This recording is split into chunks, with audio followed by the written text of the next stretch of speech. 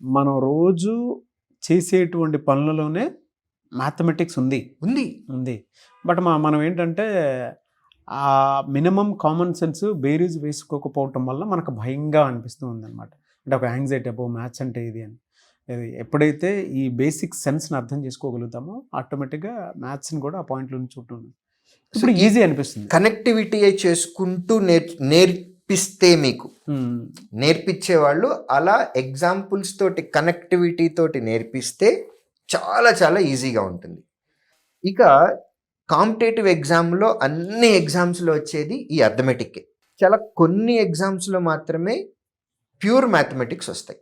అందులో కూడా ఆల్జిబ్రా నుంచి ఇన్ని మార్క్స్, ట్రిగ్నామెట్రీ నుంచి ఇన్ని marks, areas and volumes, mensuration నుంచి ఇన్ని మార్క్స్ అని కోఆర్డినేట్ జామెట్రీ నుంచి, అంటే మ్యాథమెటిక్స్ నుంచి వచ్చి కొన్ని క్వశ్చన్స్ ఉంటాయి. వాటిని కూడా కొంచెం ఇంట్రెస్టింగ్గా మనం నోట్స్ తయారు చేసుకుంటూ ఫస్ట్ సబ్జెక్ట్ మీద మనం నాలెడ్జ్ తెచ్చుకోవాలి. సో బేసిక్ నాలెడ్జ్ అనేది ఉంటే కనుక ఫౌండేషన్ అని అంటాం. ఆ ఫౌండేషన్ ఉంది అని అంటే ప్యూర్ మ్యాథ్స్ కూడా పెద్ద కష్టమేమి కాదండి. సో మనం కాంపిటేటివ్ ఎగ్జామ్లో వచ్చేటటువంటి అర్థమెటిక్ అవ్వచ్చు లేదా ప్యూర్ మ్యాథ్స్ అవ్వచ్చు, చాలా చాలా ఇంట్రెస్టింగ్గా నేర్చుకోవచ్చు, చాలా ఈజీగా కూడా.